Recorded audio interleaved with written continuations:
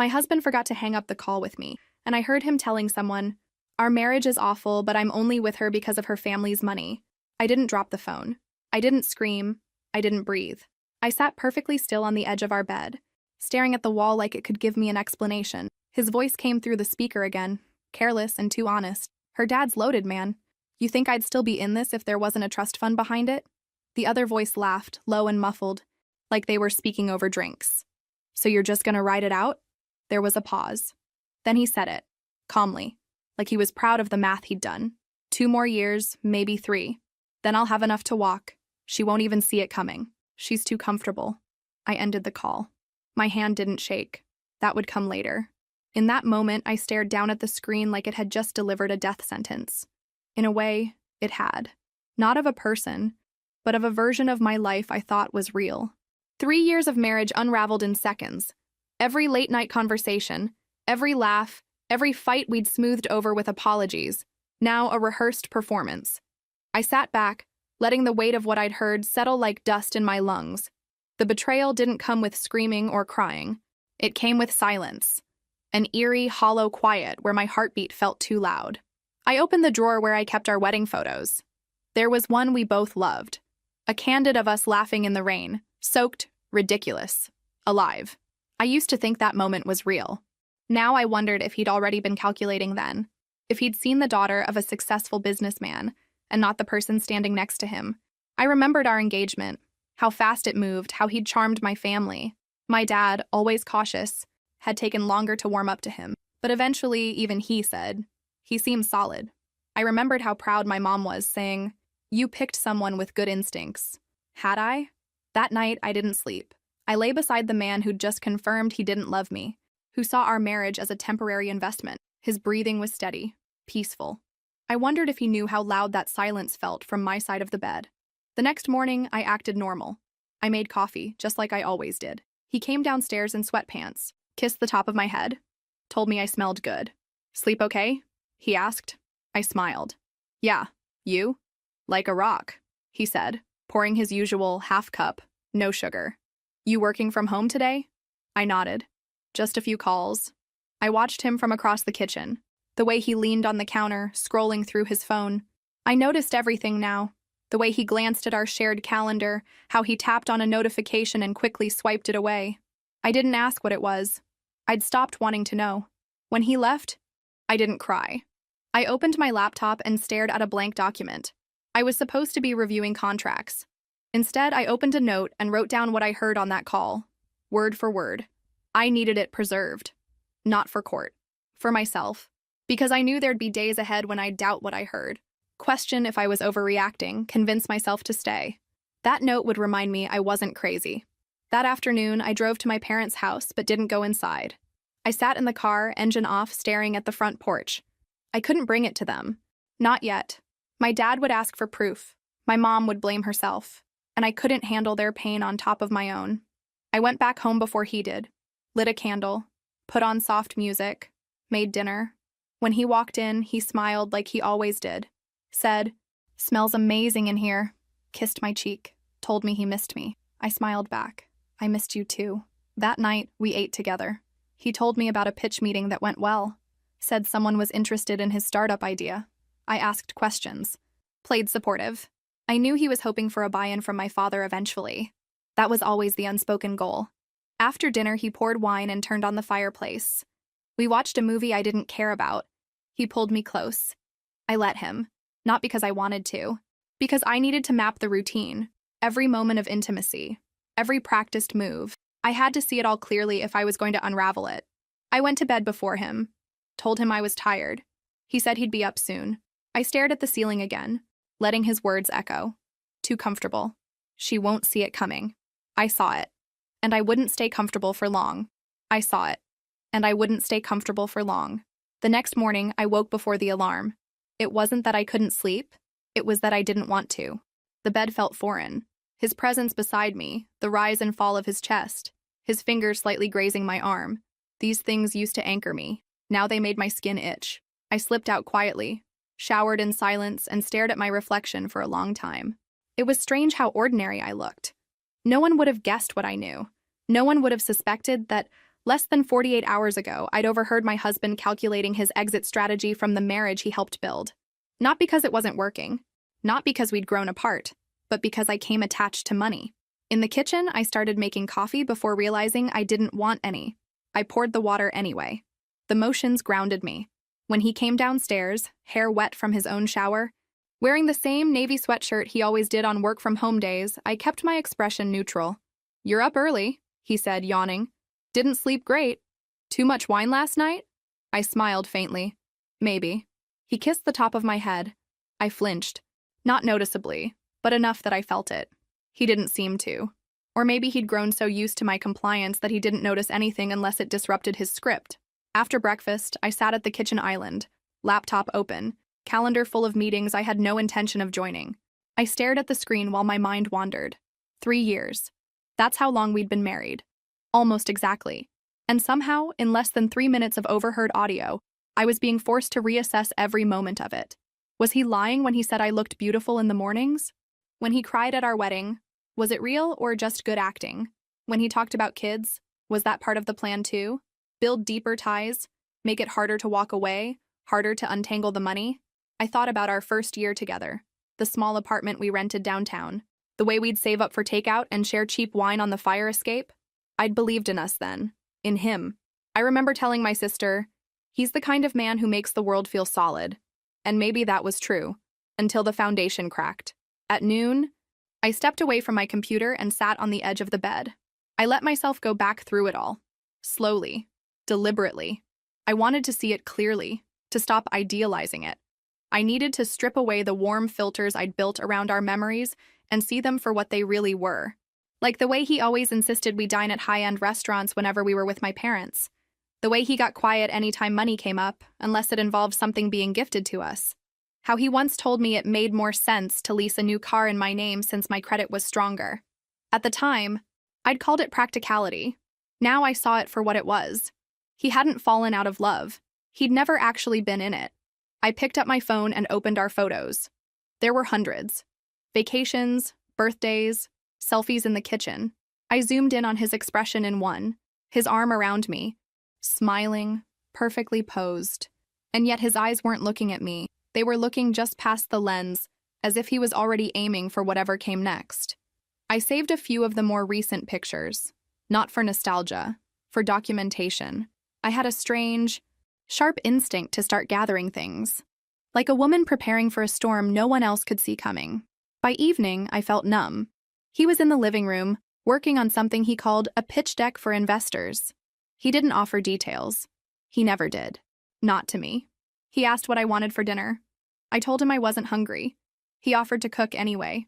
Said, "Let me take care of you." I watched him move around the kitchen, humming to himself. It was the same song he always hummed, some old indie track he used to play when we first dated. I wondered if he hummed it for her, too. I didn't ask. I didn't speak much at all that night, but I took note of everything. The way he watched me from the corner of his eye. The way he hesitated before bringing the food over. Almost like he sensed something had shifted. When he finally sat beside me, he said, "You've been quiet. Just tired. Work stress?" Something like that. He nodded and placed a hand on my thigh. I didn't move, didn't flinch this time. I was too far beneath the surface. Too deep in the place where grief quietly transforms into clarity. Because that's what was happening now. I wasn't breaking down. I was waking up. And now, every move he made became a study. A performance I'd watched too many times without realizing I was the audience. It had been 3 days since the phone call. 3 days of watching him brush his teeth, make coffee, kiss my cheek goodbye, all while knowing what he'd said about me, about us. The strange thing was how normal he seemed. Not guilty, not careful, just ordinary. Maybe that was the most unsettling part. That someone could plan your betrayal and still sleep soundly beside you. Thursday morning, he offered to drive me to work. Something he hadn't done in months. "You look tired," he said, adjusting his rearview mirror. "Figured I'd make your morning easier." I almost said yes. The old me would have been touched by the gesture. Now I wondered what prompted it. Was this part of the routine? Keep the wife happy, keep the money flowing? "I have a stop to make after work," I said instead. "I'll drive myself." He nodded easily. "No problem. Dinner out tonight? That steakhouse you like? The one my father recommended? the one we'd been to exactly twice, both times when my parents were paying. Sure, I said. At work, I couldn't concentrate. Every email felt pointless. Every meeting dragged. I kept replaying the conversation, trying to remember his exact tone when he'd said, "She won't see it coming." Casual, almost bored, like discussing the weather. During lunch, I sat in my car and called my sister. Not to tell her everything, I wasn't ready for that, but just to hear a familiar voice. "You sound weird," she said after 5 minutes of small talk. "Everything okay?" "Just tired. Work stuff." "How's the husband?" The question hung in the air longer than it should have. "He's fine, same as always." That doesn't sound convincing. I forced a laugh. "I'm just in a weird mood. Ignore me." But after we hung up, I sat there thinking about her words. Same as always. That was the problem, wasn't it? He was exactly the same. While my entire world had shifted, he remained unchanged. Because for him, nothing had shifted. This was always the plan. That evening at dinner, he ordered wine without asking what I wanted, made a toast to us and the future we're building. "Do you ever think," he said, cutting into his steak, "about what we want our life to look like in 5 years?" I tilted my head. "What do you mean?" "Just bigger things, you know? Your family has this amazing foundation, this network. Sometimes I think we could be doing more with it." The words sounded rehearsed, like he'd practiced this conversation. More like what? I don't know. Partnerships, investments, building something that lasts. He was testing the waters, seeing how receptive I was to involving my family's money in his plans. "That's pretty vague," I said. He laughed, but it sounded hollow. "I guess I'm still figuring it out. Just feels like we have so many opportunities we're not taking advantage of." Later that night, I watched him sleep. His breathing was steady, peaceful. No signs of guilt or worry. Just a man resting after a productive day of manipulation. I lay awake until almost 3 in the morning, not thinking about revenge or confrontation, just trying to understand how I'd missed it. How someone could share a bed with you, share meals, share conversations about the future, all while planning to leave you once they'd extracted enough value. The next morning, I decided to pay attention differently. Not to snoop or investigate, not yet, but to really see him. To stop filling in the gaps with my own hopes and assumptions. When he said, "I love you," before leaving for work, I watched his eyes. They looked just past me, unfocused, like he was reading from a script. When he texted me at lunch, "Thinking of you, beautiful," I noticed he sent it at exactly the same time he'd texted me yesterday, and the day before. When he came home that evening with flowers from the grocery store, I realized he'd done the same thing last month. Same flowers, same timing, same casual "saw these and thought of you." It wasn't spontaneous affection, it was maintenance. That night, over leftover takeout, he asked about my day with the same interested expression he always wore. But when I mentioned a problem with a client, he nodded and immediately changed the subject to his own work. He hadn't actually been listening, just waiting for his turn to talk. These weren't new behaviors. They'd always been there. I'd just been too willing to see love where there was only routine. By Sunday, I felt like I was living with a stranger. Not because he'd changed, but because I finally saw him clearly. The man I'd fallen in love with had been a carefully constructed character. And the performance was so polished, so consistent, that even he seemed to believe in it. That afternoon, while he watched a game in the living room, I sat at the kitchen table with a cup of coffee I didn't want and started making a mental list. Not of evidence or proof, just of things I'd noticed. Things that suddenly made sense. How he always suggested expensive restaurants when my parents were joining us. How he'd grown quiet whenever I mentioned wanting to help pay down his student loans. How his business ideas always seemed to require connections my father could provide. How he'd pushed for a joint bank account within 6 months of marriage. None of it was dramatic. None of it was obvious. That's what made it so effective. I wasn't dealing with a villain. I was dealing with someone who'd turned our entire relationship into a long-term business strategy. And he was so good at it, he probably didn't even see it as betrayal. Just smart planning. By Monday, the performance resumed, like clockwork. He kissed my forehead before leaving for work, said, "Don't work too hard," with a soft smile. I stood in the hallway, watching him gather his keys, adjust his jacket, and walk out like he had somewhere important to be. He didn't know I already suspected most of his meetings weren't real. That morning, I began documenting things. Not dramatic evidence, just details. I created a private note on my phone and titled it Observations. It wasn't meant to be legal or admissible. It was for me. to remind myself when I started doubting that none of this was in my head. Tuesday, 12:47 p.m. Thinking of you text. Same time as yesterday. Use joint card for online consultation service. $145, not discussed. Restaurant suggestion for next week. One my father mentioned during last family dinner. They weren't smoking guns. But together, they painted a picture. And I was learning to read it. I started paying attention to the finances, not by hacking passwords or digging through his files, but by watching habits. He always offered to pay for dinners when we were with friends, but used the joint card. He'd get vague when I brought up budgeting. And anytime I talked about scaling back on spending, he redirected the conversation. By Wednesday, I noticed something new. Panic. Barely beneath the surface.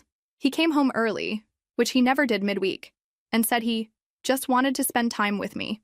I was polite, surprised, but not warm. He picked up on it. You seem off lately, he said, watching me too closely. Just tired. Is it work? Us? Mostly work. I smiled gently. Nothing you did. It wasn't entirely a lie. He hadn't done anything new. He was simply continuing what he'd been doing since the beginning. I had just started seeing it. That night, I made a subtle shift. I casually mentioned that my dad was changing some things in the family business. Restructuring, reallocating. I didn't elaborate. Just let it hang. He looked up from his drink. Is everything okay with him? Probably. He's just being careful lately. I watched the flash of concern in his eyes, masked quickly with a nod. He always thinks 10 steps ahead, he said. I gave a small smile. It runs in the family. The next day he asked if I wanted to go away for the weekend. Just us. Cabin up north. Somewhere quiet. I almost laughed. A sudden romantic getaway wasn't his style. Not unless he needed something. Maybe next weekend, I said. I have a few things I need to take care of first. He didn't push. But that night, he was more affectionate than usual. Held me longer. Watched me while I read. Tried to initiate a conversation about long-term goals, using phrases like real estate, a retirement, generational wealth. I listened quietly. The truth was, I didn't know what my long-term goal was yet. All I knew was that it no longer included him. By Friday, I made a decision. I wouldn't wait for a perfect moment. I wouldn't wait for more evidence or for him to slip up. I'd already seen enough. And I didn't need a full plan. I just needed to start pulling away, strategically, calmly, without giving him reason to panic. I began with my accounts. Not the joint ones, mine.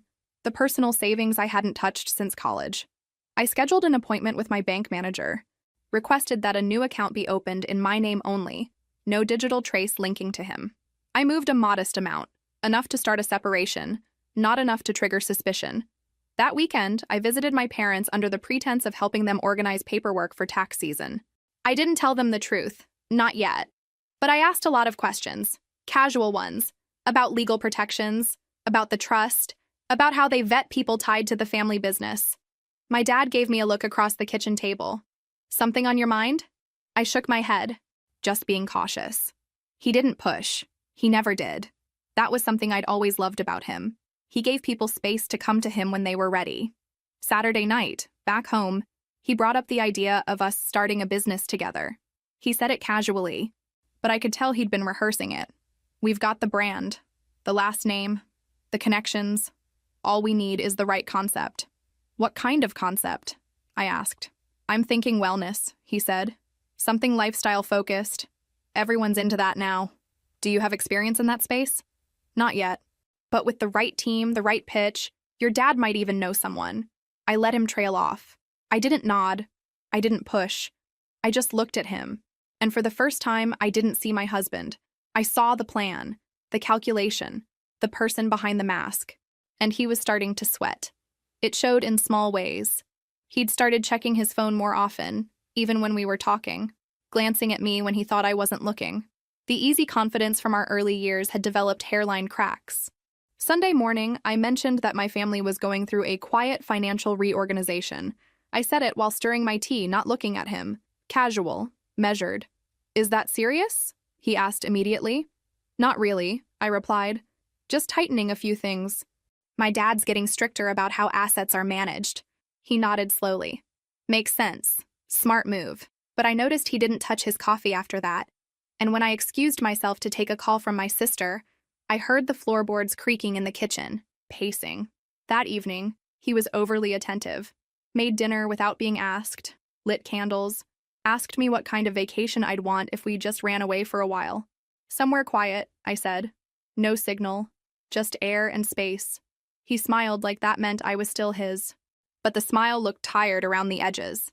Monday morning, I started researching. Nothing dramatic, just information gathering. I looked up financial consultants online, read reviews, bookmarked contact information. I researched storage facilities. I Googled phrases like financial manipulation in marriage and protecting assets during separation. I wasn't ready to act on any of it, but knowledge felt like armor. That afternoon, while he was at what he called a client meeting, I walked through our house differently. Not snooping, just noticing. The way he'd positioned his laptop so the screen faced away from the common areas. How he'd started keeping his phone face down during meals. The stack of business cards on his desk that hadn't been there last week. When he came home, he seemed agitated. Said the meeting didn't go as planned, but wouldn't elaborate. Over dinner, he pitched an idea for an app focused on financial literacy for couples. People trust people with legacy, he said, gesturing with his fork.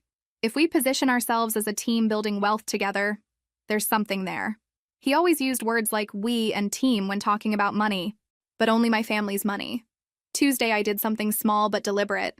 I changed my banking password. Just mine. The personal account he'd never had access to anyway. It wasn't that I thought he was monitoring it, but I wanted to start drawing invisible lines. That evening, he suggested dinner out. Said he'd made a reservation somewhere special. The restaurant was nice, too nice for a random Tuesday. When we arrived, the hostess greeted us warmly, but I caught her glancing at him with a look I couldn't quite read. Familiarity, maybe. Or confusion. During dinner, he was more animated than usual, talking about opportunities and building something lasting. But underneath the enthusiasm, I sensed something else. An urgency that hadn't been there before. I've been thinking, he said, cutting into his steak. We should be more intentional about our financial future. Maybe bring your dad into some conversations about investments. There it was.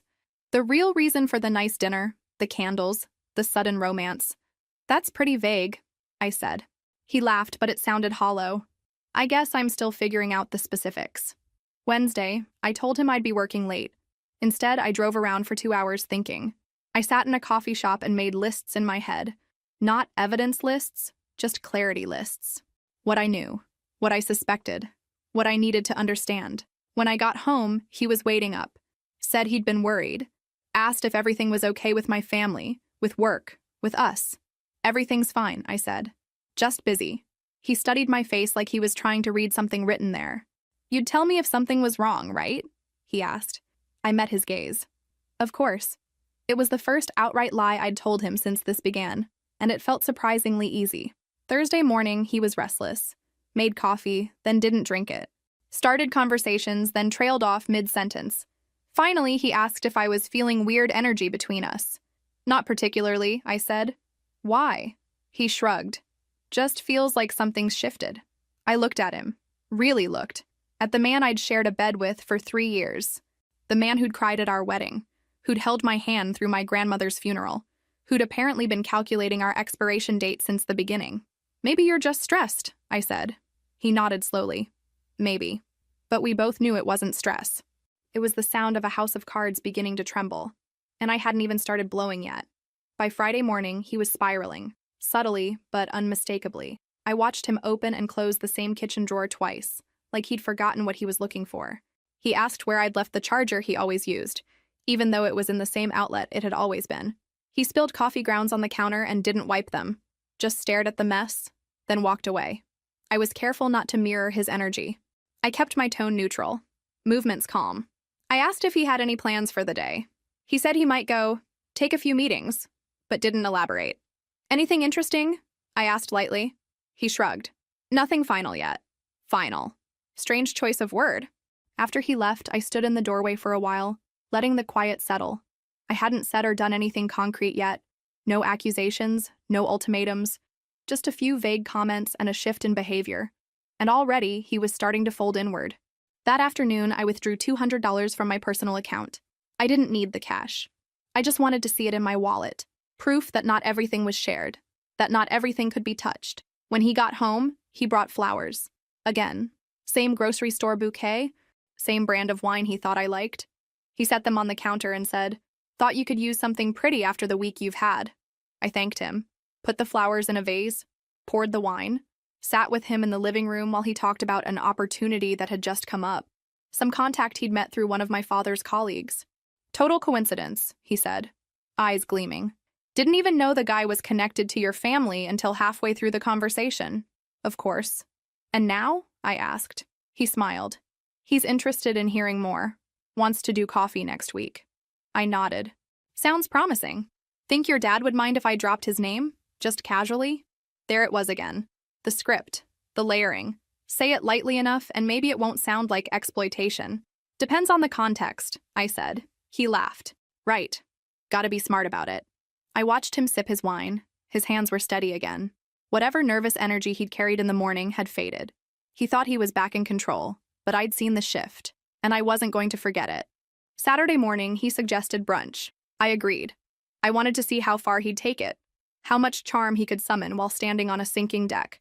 At the restaurant, he was all smiles, flirting with the server just enough to appear confident, not inappropriate, telling me about the couple next to us. They've been arguing the whole time, you can tell. He always noticed other people's tension, never his own. Over coffee, he leaned forward and said, "I was thinking, maybe we should start fresh with a new joint account. Something just for investments, separate from household stuff." I tilted my head. "Why?" "Cleaner that way. Less overlap. Gives us both more clarity." He said it like he was doing me a favor, like he was offering transparency. "You don't think the one we have now works?" "It works," he said quickly. "I just think we're at a point where we should be more strategic." Strategic. Every word he used lately sounded like it came from a manual.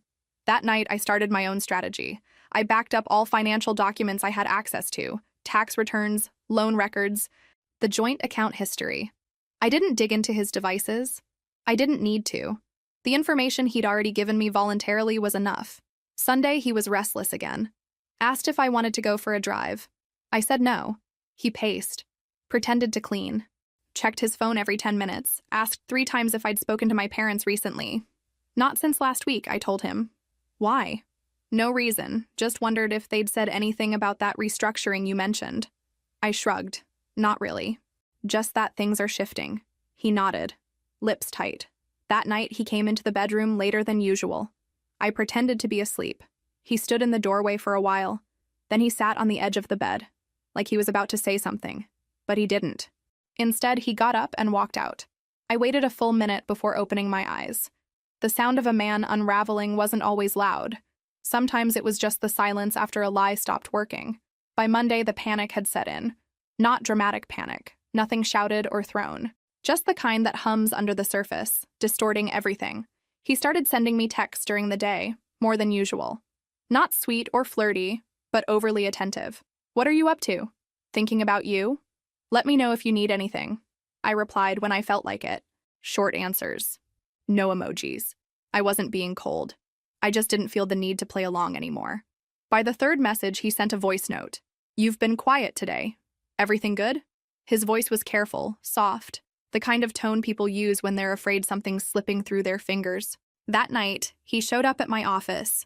No warning, just appeared in the lobby holding coffee and a bag of pastries from a cafe I used to like.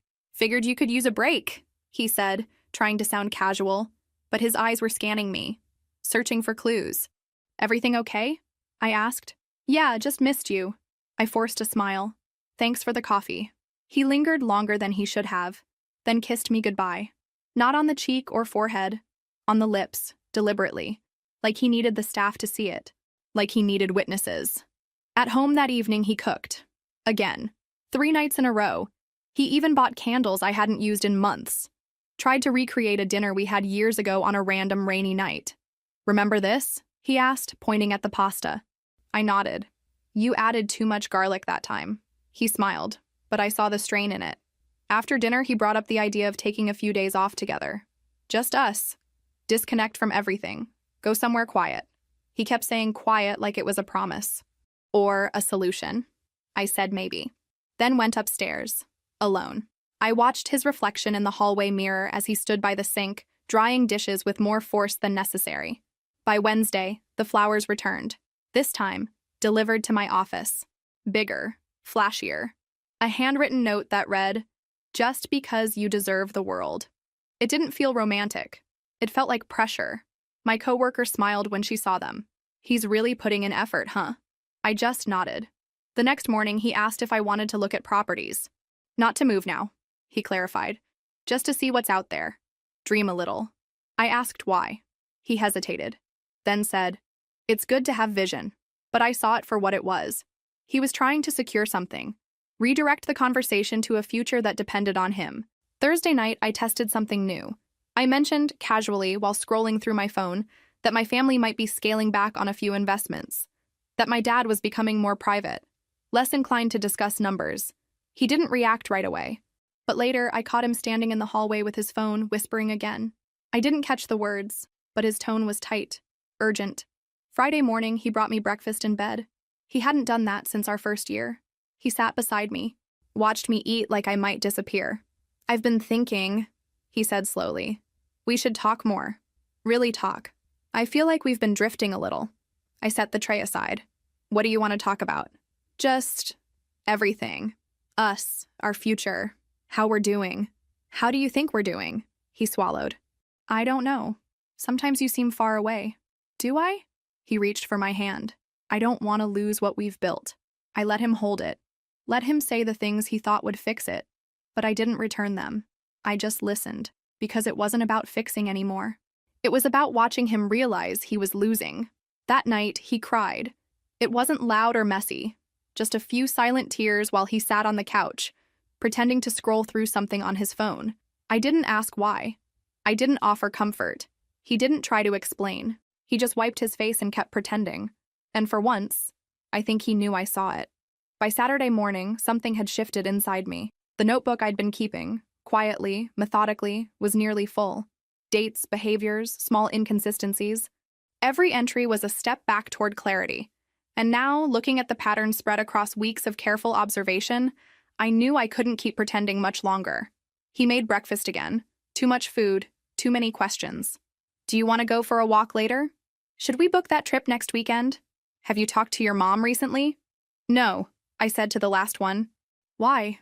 "Just wondering," he replied. "You've been quiet with them lately." I hadn't been quiet with them. I'd been thinking about what I would say when I was ready. That afternoon, I made a decision. I called my parents and asked if I could come over. "Just to talk," I said, "about something important." When I arrived, they were waiting in the kitchen, concern written across their faces. I sat down and took a breath. "I need to tell you something about him," I said. "About our marriage." I explained what I'd overheard in the phone call. The words he'd used, the tone, the casual way he'd discussed our relationship as a financial arrangement. I kept my voice steady, factual. No tears, no anger, just the truth. My mother's hand went to her mouth. My father sat back in his chair, silent for a long moment. "How long have you known?" he asked finally. 2 weeks. "And you're certain about what you heard?" "Completely." He nodded slowly. "What do you want to do?" I appreciated that he didn't try to fix it or minimize it. He just asked what I needed. "I'm not sure yet," I said, "but I wanted you to know, before I decide anything." My mother reached across the table and squeezed my hand. "We're here for whatever you need." Driving home, I felt lighter, not because the problem was solved, but because I wasn't carrying it alone anymore. That evening, I suggested dinner out. I needed to test something, to see if he could still perform when I wasn't actively giving him the responses he was used to. He brightened immediately. "Really? Where do you want to go?" "Somewhere nice," I said. "Your choice." He chose the steakhouse. Of course. At dinner, he was animated, almost giddy, talking about plans for the summer, ideas for redecorating the guest room, a business concept he'd been refining. He ordered wine without asking what I wanted. Halfway through the meal, I decided to ask a simple question. "What would you do if my family's financial situation changed?" I asked casually, cutting into my salmon. He paused mid-chew. "What do you mean? If the trust were restructured, or if my dad decided to step back from certain investments? What would that mean for your plans?" He set down his fork. "Why are you asking?" "Just curious." He studied my face for a moment, then forced a smile. "It wouldn't change anything. I mean, yeah, some opportunities might look different, but that's not why I'm here." "No?" Of course not. He reached across the table for my hand. I'm here because I love you. I let him take my hand but didn't squeeze back. That's good to know, I said. But his eyes had changed. The easy confidence from earlier in the evening was gone, replaced by something more careful, more calculated. When we got home, he was quiet. He said he had some emails to catch up on and disappeared into his office. I could hear him on the phone later, voice low, door closed. I didn't try to listen. I didn't need to. I'd already seen enough. That night, I lay in bed while he worked late. I stared at the ceiling and thought about the conversation at dinner. How quickly his expression had shifted when I mentioned my family's money. How his first concern had been about opportunities, rather than about my family's well-being. I thought about the phone call that had started all of this. The casual cruelty in his voice when he'd called our marriage awful. The laugh when he'd called me clueless. And I realized I'd been asking myself the wrong question. It wasn't whether I could forgive him. It was whether I wanted to spend another day pretending I didn't know who he really was. The answer was simple. I didn't. By Sunday afternoon, the decision had taken root. There was no big emotional climax. No moment of rage or screaming into a mirror. Just a steady, cold clarity. I was done pretending. He suggested dinner again, this time at home. Said he wanted to cook for me. Something special. Just us, he said. No distractions. I said yes. He spent the afternoon marinating chicken, chopping herbs like he was auditioning for some glossy version of himself. He lit candles, set the table with folded napkins and the wine glasses we only used when my parents visited. You look beautiful, he said when I came downstairs. I said thank you. He served the food with a flourish, made a toast to new beginnings. I raised my glass but didn't drink. We talked. About nothing. Weather. A neighbor's new car. A friend from college he ran into last week. I let him guide the conversation. Let him spin the illusion a little longer. Then, while he was clearing the plates, I said, I want to talk about the call. He froze with his back to me, his hands still, gripping the edge of the sink. What call? I waited until he turned around, his face carefully blank. The one you forgot to hang up. His mouth opened, then closed. He began. I heard everything, I said calmly. Every word. He looked at the floor, then at me. It wasn't what you think. You said our marriage was awful. I was venting. Having a bad day. You said you're only with me because of my family's money. I was being stupid. I didn't mean it. You know how guys talk when they're frustrated. You called me clueless. His jaw clenched. It was a joke. A bad one. I was angry about something else. You said I'd never see it coming. The silence stretched between us. He sat down across from me, leaning forward. Look, I've made mistakes. I've gotten comfortable with your family's generosity. Maybe I've taken advantage of that. But that doesn't mean I don't love you. Doesn't it? No, he said firmly. I married you because I love you. Everything else is just circumstantial. I studied his face, the earnest expression he was trying so hard to maintain. When we first met, I said slowly, how long did it take you to ask about my family? He blinked. What do you mean? First date? Second date. When did you bring up what my father did for work? I don't remember exactly. Second date, I said. Over coffee. You asked what my parents did, and when I told you about the business, you got very interested. Started asking follow-up questions. That's normal. People ask about families. You researched my father before our third date. I remember because you mentioned an article about him that had just been published. One you couldn't have found unless you were looking. His face flushed slightly. I was interested in your life. That's what people do when they're dating. Is it? He stood up, agitated now. You're twisting everything, making it sound calculated when it wasn't. Then explain the pattern. What pattern? The way you always suggest expensive places when my parents are paying. The way you get quiet when I mention budgeting our own money. The way every business idea you have involves my father's connections. Those are just practical considerations. For who? He ran his hands through his hair. You're being unfair. You're taking normal relationship dynamics and making them sound sinister. Normal? Yes, normal. Couples leverage each other's strengths. They build on what each person brings to the table. And what do I bring? He hesitated. Just for a moment. You bring yourself, your intelligence, your kindness, my family's money. That's not what I was going to say. But it's what you were thinking. He sank back into his chair, looking suddenly exhausted. I don't know how to convince you. You can't, I said quietly. Because I heard what you really think, in your own words. When you thought no one was listening, he was quiet for a long time. Then, what happens now? I think you should stay somewhere else for a while. For how long? I don't know yet. He nodded slowly, like he'd been expecting this. And us? There is no us. Not anymore. He looked at me across the flickering candles, the carefully prepared dinner now cold between us. I never meant for you to get hurt, he said. I know, I replied. You never meant for me to find out. When I went upstairs, I could hear him moving around the kitchen, cleaning up, putting away the fantasy dinner that was supposed to fix things. I sat on the bed in the dark, listening to the quiet sounds of a man finally understanding that some lies are too big to survive discovery. He hadn't apologized for deceiving me, only for getting caught. He left the next morning, no suitcase, just a backpack and his laptop. Said he'd figure something out, said it wasn't permanent. I just want to give you space, he added, standing in the doorway like he was still waiting for permission to come back. I didn't say anything. After the door closed, I locked it behind him. Not dramatically, just a quiet turn of the bolt. Then I stood in the hallway for a long time, listening to the silence. He texted twice that afternoon. I'm sorry. I still love you. I didn't reply. By evening, the messages escalated.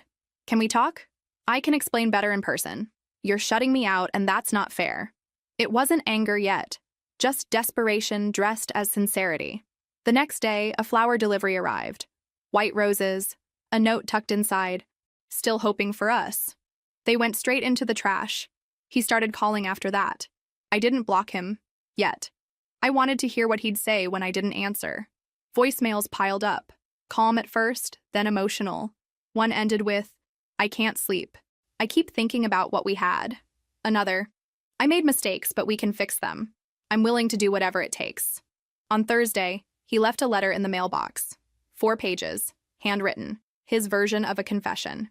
He said he was lost when we met, that he admired my strength, my ambition, that it intimidated him, that it also drew him in. He wrote about his failures, career setbacks, insecurities he never shared, how he felt less than around my family. He didn't mention money until the last paragraph. Maybe I leaned on your family too much. Maybe I thought it would be easier with their help, but I never loved you less because of it. That was the closest he got to admitting anything. No acknowledgement of the lies, of the plan, of the conversation he never expected me to hear. Just soft phrasing and emotional framing.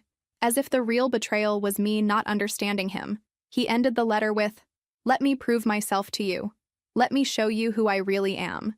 I folded the pages neatly and placed them in the back of the drawer with everything else. Because I already knew who he really was. And no performance now could change it. On Friday, he called my mother. I don't know what he said, but she texted me afterward. He reached out. Just wanted you to know. I didn't engage. Then, later that night, he called again. I let it ring. Then he sent a voice note. I keep thinking about Nashville, he said. That weekend we got caught in the storm and ended up staying in that little motel. You were so cold, and I gave you my jacket. You fell asleep on my shoulder. That wasn't fake. None of that was fake. His voice broke. He sniffled. Let a silence stretch before whispering, please don't let this be the end. But it was. Because those memories he kept referencing, those flashes of tenderness, weren't lies. That was the most painful part. They were real moments offered by a man who never intended to stay unless it paid off. By Sunday, the tone changed. He texted, I think you're making a mistake. Then, we had something real, even if parts of it were messy. Then finally, you're going to regret this when the anger wears off. There it was. The pivot, from remorse to blame. I didn't respond. I just forwarded the messages to my lawyer. We were already in the process. Slow, quiet, legal, not public yet. But the groundwork was there. My parents had been measured and calm throughout. My father sent one message after reviewing the paperwork. Proud of how you're handling this. Let us know if you need anything else. I didn't need anything. Not from them. Not from him. What I needed now was silence. Space. Time to remember how it felt to breathe without being observed. He tried one last time the following Tuesday. Showed up at my office. The receptionist buzzed my desk. There's someone here asking to speak with you. I looked up from my monitor. Tell him I'm in a meeting. I didn't need to see his face. He'd already shown me everything. The papers were served on a Wednesday. There was no announcement, no dramatic handoff. Just a courier with a neutral expression, handing over an envelope with my name and his. I knew he'd be at the apartment he was staying in, one he'd borrowed from a friend while giving me space. I waited.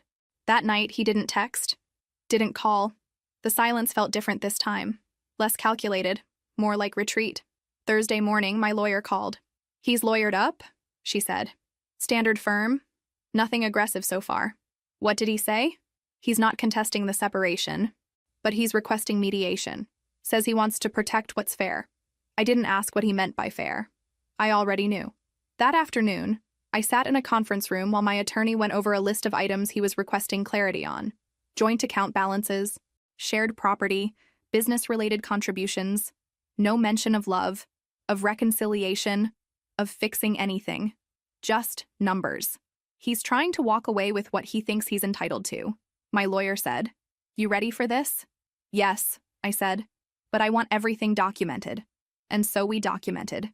The joint account showed irregular withdrawals going back almost 6 months, transfers to a second personal account we hadn't previously known about. Small amounts at first, then larger ones. Patterns of movement, attempts to hide. One of the transfers had been labeled consulting support, but the company it referenced didn't exist. Another had gone directly to a private account linked to a woman's name I didn't recognize, but my lawyer did some digging. College girlfriend, still in the same state, recently unemployed, and he'd sent her money. Not once, not twice, 7 times. Amounts ranging from 300 to a little over 1,000, always spaced weeks apart. "That's not charity," my lawyer said. "That's maintenance." We included it all: the fake business names, the mismatched expense reports, the sudden surge of interest in financial literacy startups that seemed to exist only on paper. My lawyer raised a brow. "He's either very sloppy or very confident you wouldn't notice." "Both," I said. When he finally responded through his legal team, the tone had shifted again. He wasn't denying the transactions, just contextualizing them. He claimed he'd supported me emotionally, that our lifestyle had been mutually agreed upon, that any financial benefits he received were incidental, not manipulative. But the documents told another story. And for the first time since this began, I felt angry. Not heartbreak, not sadness. Just the raw heat of having been quietly used. He hadn't even tried to keep the story straight. He just assumed I wouldn't look. We scheduled the formal mediation 2 weeks later. He walked in wearing a blazer, smiling like we were there to negotiate a misunderstanding. I didn't smile back. The mediator outlined the terms. My lawyer laid out our findings. His lawyer looked increasingly uncomfortable. I didn't say much. I didn't need to. The paper trail was louder than anything I could have said. At one point, he looked over at me and said, "I never meant for it to get this far." And I just said, "You meant it to go far enough." He didn't speak again for the rest of the meeting. We didn't finish that day. Too much to sort through. But by the second session, the terms were clear. He'd walk away without contesting the dissolution. No claim on family assets. No share of anything tied to the trust. He asked to keep a watch I'd given him on our first anniversary. I said no. He didn't fight it. By the end of the month, the filings were complete. Nothing public yet, but official enough. My name restored to its original form. Access to all financial systems reset. All joint accounts closed. Phone plans separated. Keys collected. It took 3 months total. No drawn-out court battle, no public scandal. Just the slow, deliberate dismantling of a lie. The woman he'd been sending money to? She showed up in the financial records but never contacted me. I didn't need to speak with her. I already knew what kind of story he'd told her too. Something about being misunderstood, pressured, trapped in a marriage that didn't reflect who he really was. Maybe it was true. Maybe it was just another version of the script. Either way, I didn't care. By the time the divorce was finalized, I'd moved into a smaller place. Something mine. Nothing fancy. Just quiet. I changed my number. He sent one final email. No subject line. Just a short message. "I never stopped loving you." I read it once, then deleted it. Not out of anger, out of relief. Some people say closure comes with forgiveness. I disagree. For me, closure came in silence. In the stillness of a house where I didn't have to watch my words or measure his moods. In waking up without dread. In knowing I didn't have to explain myself to someone who had never really been listening. I didn't tell many people what had happened. Just my family, my sister, a few close friends. Most others filled in their own blanks. That was fine. Let them. I started working longer hours not because I needed to, but because I wanted to. I rediscovered what it felt like to be proud of myself, not as part of a couple, not as someone's wife, but just me. There were bad days. Days when I questioned everything. Wondered how I could have missed it. Wondered if that version of love was all I'd ever been trained to recognize. But those days came less often. And when they did, I didn't fight them. I let them move through me like weather. And then I kept going. I donated the dress I wore to that steakhouse dinner. The one where I first realized I couldn't pretend anymore.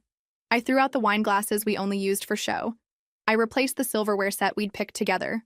Small things, petty maybe, but they made space. I went to therapy. I told the truth out loud. Heard myself say the words, "He used me." And my therapist didn't flinch, didn't rush to soften it. She just asked, "And what did that teach you about yourself?" I didn't answer right away, but I kept going back. My parents were exactly what I needed. Calm, grounded, not vengeful. My father never once said, "I told you so." He just helped me get the documents in order, gave me a quiet nod when everything was finalized. My mother cried once, quietly, over coffee. "You deserved better," she said. "I know," I replied. And I did. As for him, he disappeared the way people like him do. Quietly, with dignity rehearsed for an audience that no longer existed. Last I heard, he moved to another city, tried starting a new consultancy, rebranded himself online. Same smile, different captions. One of my old college friends messaged me. "Isn't this your ex?" she asked, sending me a link to his new website. I didn't open it. I just replied, "Not anymore. I don't know who he's dating now. I don't want to know. But I can imagine the script, the charm, the part where he presents himself as someone who almost had it all, if not for some cruel misunderstanding. I don't need to warn anyone. Life has a way of catching up with people like him. And anyway, he's not my responsibility anymore. I've built a life that no longer circles around someone else's ambition. I wake up, make my own coffee, take walks just because I want to. I don't check anyone's schedule before making plans. I don't filter myself to keep someone comfortable. One night, a few months after the divorce was finalized, I found the notebook I used to keep. The one where I'd written down his behaviors, the patterns, the lies. I read a few pages, then I threw it in the trash. Not because I wanted to forget, but because I didn't need it anymore. The proof had served its purpose. The real transformation wasn't about exposing him. It was about reclaiming myself. I was no longer the woman being managed like an investment. I was no longer the wife someone chose for access. I was someone who saw the truth, held her ground, and walked away. That was the story worth remembering. Epilogue, where everyone ended up. Him. He moved to another city, rebranded himself as a resilient entrepreneur with a personal growth narrative. His social media is full of polished captions about setbacks and reinvention. He never admitted what he did. Still curates his life for an invisible audience, still chasing validation in borrowed language. The woman from college, she never reached out. She likely went on with her life. Whether he's still part of it or not, I'll never know. The money she received was part of his long-term plan. But like most of his plans, it didn't survive exposure. My parents, still present, still steady. Careful with their words, not because they doubt me, but because they trust I can carry my own weight now. Quietly proud, fiercely protective, but from a respectful distance. Me, free. Not flawless, not entirely healed, but whole. For the first time in years, I'm not waiting for someone else's next move. I'm not anticipating the turn in someone else's mood. I'm not performing, I'm just living, and that's more than enough.